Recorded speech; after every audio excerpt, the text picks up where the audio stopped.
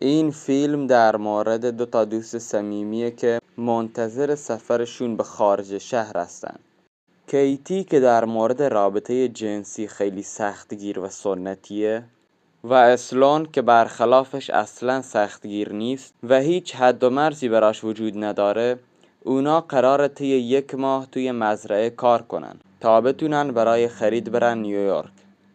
صبح روز بعد عموی کیتی، جیسون که یه پلیسه، میاد دنبالشون و کیتی و اسلونو میبره به خونه خودش و دوست دخترش تا شب قبل از رفتن به مزرعه رو اونجا بمونن. شب اون روز تصمیم میگیرن که اسمای فیک برای خودشون انتخاب کنن. اسلون اسم خودشو میذاره هدر و کیتی هم اسم ریپلیو برای خودش انتخاب میکنه. روز بعد جیسون اونا رو میبره به ایستگاه اتوبوس تا سوار اتوبوس بشن و برن مزرعه. جیسون که خیلی ددی فاکره میگه بهتره یه رمز خوب انتخاب کنن تا که اتفاقی افتاد بهش خبر بدن و رمز اینطوره که وقتی میخوان پیام بفرستن آخر هر پیام یک کلمه رمز به حروف الفبا براش بفرستن. مثلا کلمه امن روز اول سیبه. بعد اینکه جیسون میره اونا هنوزم باید منتظر اتوبوس بمونن چون قرار 1 ساعت بعد برسه.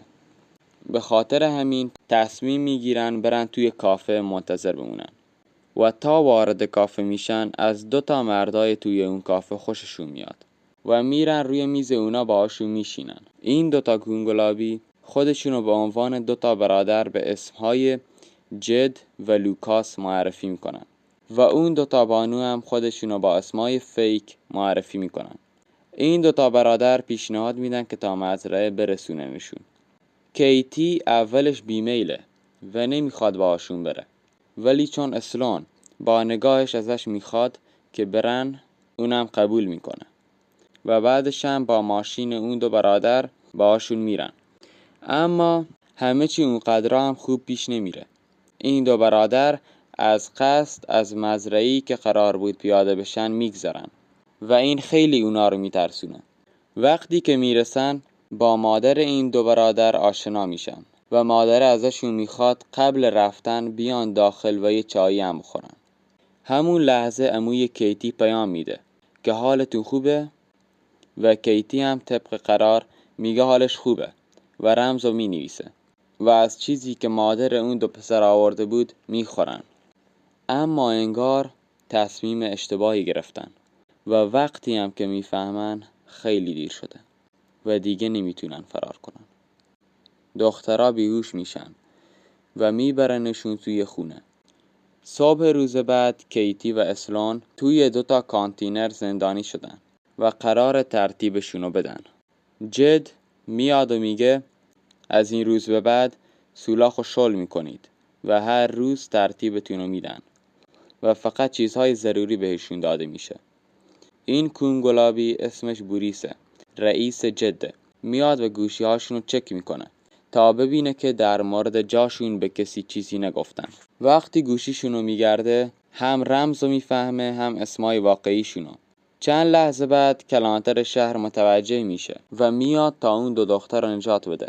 اما انگار رکب خوردیم و کلانتر هم یک کونگلابیه. حتی اومده یکی از دخترها رو آبیاری کنه. وقتی کیتی آبیاری میکنه اسلون میره تا دلداریش بده. عموی کیتی به خاطر این که پیام آخرشون همون پیامه نگران میشه. روز بعد یه مشتری جدید میاد و اسلون رو انتخاب میکنه تا ترتیبشو بده و این کونگلابی انگار کم مخش تاب داره. عموی کیتی به مزرعه زنگ میزنه تا از جای دخترها مطمئن بشه و متوجه مشکل میشه و میره که دنبالشون بگرده. مشتری جدیدی که میاد انگار یک کونخوکیه و بالاخونه رو اجاره داده. اسلونو بر میداره و میره تا آبیاریش کنه. بعد رفتن بابا خوکه کیتی میره تا اسلونو آروم کنه. عموی کیتی میره پیش کلانتر شهر. این همون کلانتر کونگلابیه که ترتیب دخترها رو داد. اینجا میفهمیم که این ددی فاکر خیلی کله گنده است و مأمور FBI. کلانتر به آدمرباها میگه که عموی این دو مأمور FBI. رئیس باند به زیر دستش میگه بهتره بکشیمشون و یه جایی بندازیمشون. و در همون لحظه این بانو داره به حرفاشون گوش میده و از همه چی خبردار میشه. وقتی آدمرباها میان، این منگولو میذارن مراقب دخترا. دختره بهش میگه بیا ترتیب ما بده و تا نزدیکش میشه گلوشو با دندوناش پاره میکنه و کلیدا رو بر میداره و خودشونو آزاد میکنه. یکم بعد کلانتر میاد تا دخترا رو بکشه، اما دخترا سوار ماشین میشن و فرار میکنن. اونا به سمت شهر میرن و به یه ابزارالات فروشی میرسن تا وسیله دفاعی بردارن و از صاحب مغازه میپرسن که آدرس پوریس کجاست. اونم بهشون میگه. همون لحظه بوریس میرسه به خونش و این کونگلابی رو میبندن و پدرشو در میارن. به دخترها پیشنهاد پول میده تا اونو آزاد کنن. جیسون طی تحقیقاتی که کرد تونست خونه آدمرباها را پیدا کنه و همون لحظه پیداش میشه. دخترها ازش در مورد اون مرده با ماسک خوک میپرسن، اما اون بهشون هیچی نمیگه. به خاطر همین یه خنجر رو به اعماقش فرو میکنن و میمیره. وقتی جیسون میاد داخل، اون موقع دیگه دخترها نیستن. جیسون میخواد اونو به بیمارستان ببره، اما کلانتر میگه که زنده نمیمونه. بعد که میخواد به کیتی زنگ بزنه، میفهمه که این کونگلابی هم با اوناست. دخترها جلوی یک کلیسا وای میستن و میفهمن که پسر با ماسک خوک یک کشیشه. کشیشو بیهوش میکنن و به پشت ماشین میبندن و میکشنش و آتیشش میدن. کلانتر جیسون رو اسیر میکنه و حتی 2 دختر جدید آورده تا آبیاریشون کنه. 2 دختر انتقامجو میان و کلانتر رو بیهوش و زنجیرش میکنن و شکنجهش میدن و در آخر میکشنش و اون 2 دختر رو آزاد میکنن و به اون 2 دختر میگن که جیسون رو آزاد کنن و خودشون میرن خونه اون زنی که بیهوششون کرده بود و اون زن رو همونطور بیهوش میکنن و به زیر زمین میبرن که میبینه پسرش هم همونجاست و داره شکنجه میشه. با چوب بیسبال به سرش میزنن و میکشنش و زنه را هم مجبور میکنن که کشته شدن پسرشونو ببینه. بچه ها، یه ثانیه هم طول نمیکشه. لایکو بزنید، دمتون گرم. و مادره را به یه اتاق دیگه میبرن که اون یکی پسرش هم همونجاست، ولی این دفعه به جای این که بزننش بازش میکنن و چوب بیسبال میدن دستش و میگن مادرتو بکش تا آزادت کنیم.